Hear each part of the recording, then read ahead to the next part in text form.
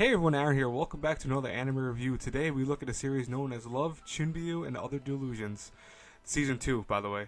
And I hope you guys like the new intro. If you guys want, it's actually royalty-free music and you can use it for your own videos too. I would, hope not everyone all of a sudden starts copying it, but I did get this from a website that lets you, just as long as you give them credit, they will let you use it as a opening, or you can use it as whatever you want. So, I put the link in the description box below, so definitely go check it out. I will not have this opening for every single video coming out within the next couple weeks, only because it is, one of my newer videos. This is like right now I'm doing the review right now, today, but also my other reviews were done, like I said, I always backlog videos and stuff like that, so they will use the older intro. Only until they're all completely gone will you hear this one as the constant U opening. But I hope you guys do like it. Anyways, Love, Chunibyo and Other Delusions. It's actually a pretty cool series. I've actually always liked it. I have the first season on collector's edition of the first season. I have the second season, which only came out on DVD, which was really weird. But essentially, the first season followed Utah as this young boy who was kind of suffering from Chunibyoism, which is a feeling where you constantly feel like you're a super cool character from an anime, you have special powers and stuff like that. Think of it almost like when you're a young kid and you have that thing where you think you're able to use magic and stuff like that. Realistically, you cannot. But, kids think like that, they think they can fly and all this cool stuff. And realistically, you do grow out of that, typically when you get to I want to say your teenage year almost, you're supposed to be out of that way before even then. But he suffered for it for a long time, and thus he's going to a new high school. He was like, I don't want to be looked at like this all the time in my life. But he ends up running into a girl named Rika who has the same issue as he has, but she still uses that concept in her head that she has magic powers and stuff like that.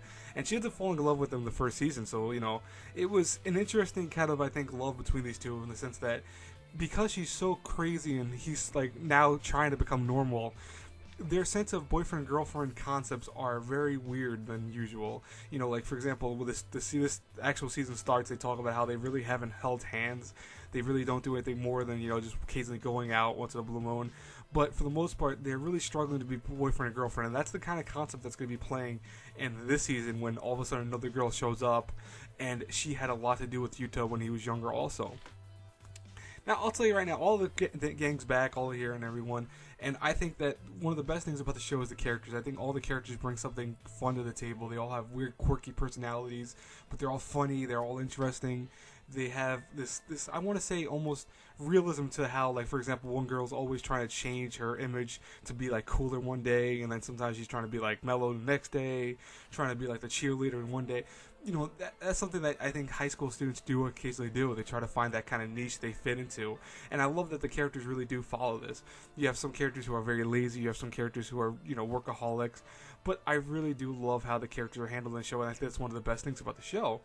Now, I also liked how the show handled the romance between Utah and Rika. I think that's very interesting, because the concept of her being delusional about a lot of things, which thus why the title's called that, it makes it very interesting and comedic almost to see on screen how they handle relationships. For example, their first kiss is barely a kiss; it's more so a nose touch.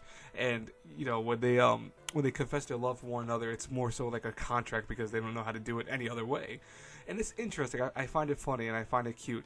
I think this show goes and progresses strongly as the series progresses, and I think that the season ends on a very good note. I wish there's a season 3, but I have not heard of a season 3, unfortunately. So, will it ever happen? Maybe. I heard that there's supposed to be a movie, and I've never seen the movie. So if I do feel that the movie is actually, a continuation of anything, I will let you guys know. But I do not know from my top of my head that is a continuation. I think it's more like a side story or recap series, so I'm not 100% sure. But, one thing I liked about the series besides the characters, I love the animation. I think the animation is very strong with the series.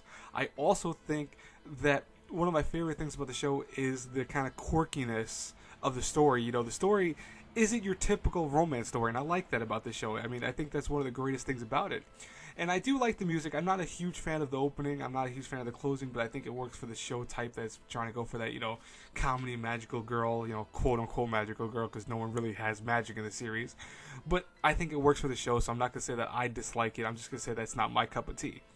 But overall, though, what I get out of this show is a fun second season. Is it as good as the first season? I'm not sure if it's as good as the first season. I think the first season, you saw everything the show had to offer, and the second season is continuing off of that.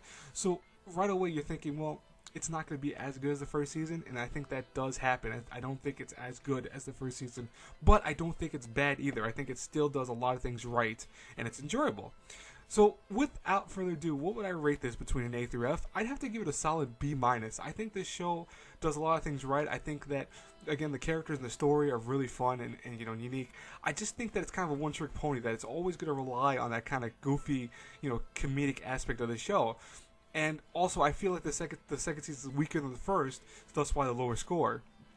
But I do say right now, this show is enjoyable, and if you love the first season, you're going to love the second season. You're definitely going to want to check it out. Anyways, guys and girls, that's it for today's review. I hope you like it. I hope you like the new intro again. As always, if you like my stuff, hey, share the video, comment, you know, the whole nine. And anyways, until I pass across again in the next review, have a good one, everyone. Bye-bye.